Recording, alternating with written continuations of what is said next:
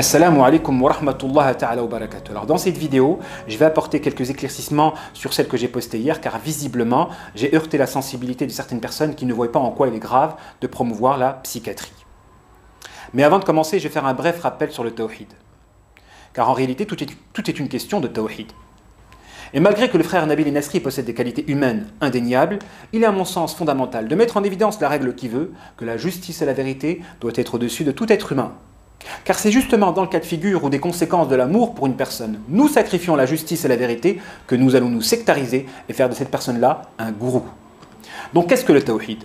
Le tawhid, c'est l'action de connaître Allah subhanahu wa ta'ala à travers ses attributs de perfection. At-tawhid al-ilmi.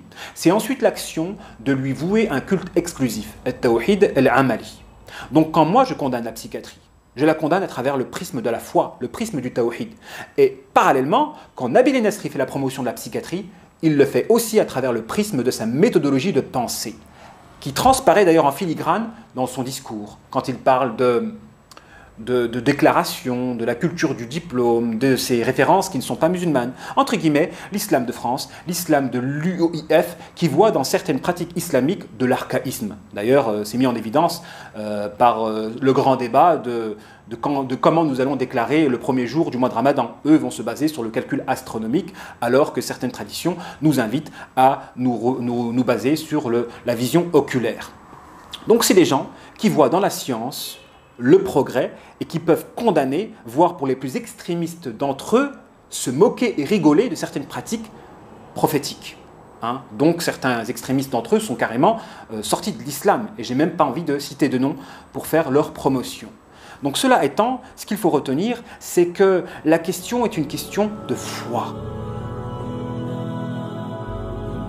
C'est une question de foi. D'ailleurs, notre grand savant Ibn Sirin, rahmatullahu alayhi, il disait « Méfiez-vous de qui vous prenez votre science. Méfiez-vous de qui vous prenez votre science. » Pourquoi? Parce que même si une personne nous transmet un savoir authentique, il peut nous transmettre une identité derrière ce savoir-là. Car l'identité se localise dans la manière d'agencer des idées, dans la manière d'agencer des arguments. Et même si tous les arguments qu'il cite sont des références authentiques, la manière dont il les agence peut vous transmettre une manière de penser, une identité, une version, entre guillemets, de l'islam. Donc le danger se trouve là. Donc c'est une question de foi. En quoi la psychiatrie contient du shirk et du kufr? Alors la psychiatrie se donne pour challenge de guérir des maladies mentales par la compréhension hormonale et moléculaire de l'être humain. Pour elle, toute maladie s'explique par un dérèglement moléculaire et hormonal. Donc elle a pour but d'étudier le corps humain afin de pouvoir élaborer des médicaments qui vont justement réguler ce dérèglement-là. Or, il existe des maladies qui relèvent de la spiritualité. Allah subhanahu wa ta'ala dit dans le Coran « Fi qulubihim maradun fazadahum Allahu marada » Dans leur cœur, il y a une maladie, et cette maladie a été accentuée par Allah subhanahu wa ta'ala.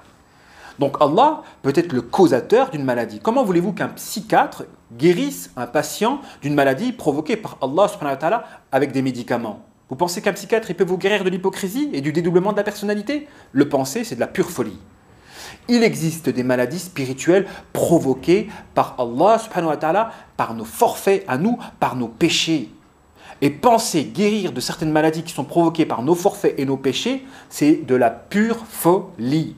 Et justement, la différence se situe ici, entre ceux qui promeuvent la psychiatrie et qui ont une vision athée de la chose, et ceux qui la condamnent et qui ont une vision spirituelle de la chose. Parce que ceux qui promeuvent la psychiatrie en réalité, ils pensent que c'est la molécule qui provoque la maladie. C'est le dérèglement moléculaire qui provoque la maladie. Et ils font de la molécule, cette chose minuscule, un rival d'Allah subhanahu wa ta'ala. Tandis que le croyant, lui, c'est Allah subhanahu wa ta'ala et nos forfaits à nous qui est à l'origine de la maladie. Donc la différence est de taille entre ceux qui condamnent la psychiatrie, qui a une vision athée de la chose et qui aborde l'être humain en faisant abstraction du divin et du spirituel, et ceux qui abordent justement la maladie à travers un angle spirituel et qui focalisent sur le cœur en considérant le cœur comme la cause du dérèglement moléculaire et hormonal du corps. Notre prophète alayhi salatu wassalam, a dit dans une tradition authentique, en parlant du cœur, Ida saluhat, saluhat al-jasad kulluh. Wa ida fasadat, fasadat al-jasad kulluh. Si elle se purifie, si le cœur se purifie, c'est tout le corps qui se purifie. Si le cœur se corrompt, c'est tout le corps qui se corrompt. Le dérèglement hormonal et moléculaire a pour cause une détérioration doctrinale du cœur. Et pas l'inverse. Ceux qui vont voir des psychiatres et qui pensent comprendre leur maladie par des dérèglements hormonaux, ils vont leur dire oui, c'est la thyroïde qui est déréglée.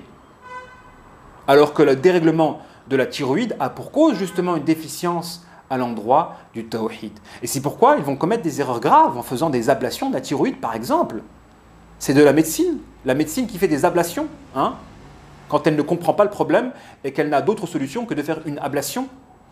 Donc, il y a un danger à promouvoir la psychiatrie, dans le sens où elle a une compréhension athée du corps humain et qu'elle va tout expliquer par les molécules, comme si les molécules avaient le pouvoir de provoquer des maladies. Et derrière cela, elle va dépouiller Allah de son attribut de perfection. C'est lui qui est utile et c'est lui qui est nuisible. Donc c'est pourquoi tous ces musulmans qui vont consulter des psychiatres en pensant que tout s'explique par un dérèglement moléculaire, ils ne font que porter atteinte à leur foi. Et tous ceux qui encouragent le fait d'aller voir des psychiatres ne font qu'encourager à la mécréance. Et j'irai même plus loin en vous disant que la psychiatrie est une religion satanique. Satanique, dans le sens où derrière elle se trouve une industrie, l'industrie pharmaceutique qui s'enrichit sur la folie humaine et le fait de faire de l'être humain un objet déshumanisé, manipulé et expérimental. Oui, derrière la psychiatrie, en réalité, il y a le rêve de ces, entre guillemets, Illuminati qui veulent contrôler l'humain et faire de lui un esclave dépouillé de toute liberté mentale.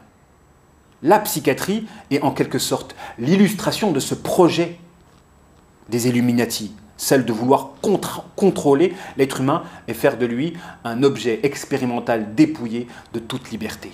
J'irai même plus loin, oui. Derrière ces hôpitaux psychiatriques, vous avez de l'expérimentation et de la déshumanisation. Et vous pouvez visualiser beaucoup de vidéos faites par des musulmans comme par des non-musulmans qui dénoncent les dérives de la psychiatrie. Avec tout ce qui a été dit, pouvez-vous encore croire en la psychiatrie? Subhanallah. Wassalamu alaikum wa rahmatullahi ta'ala wa barakatuh.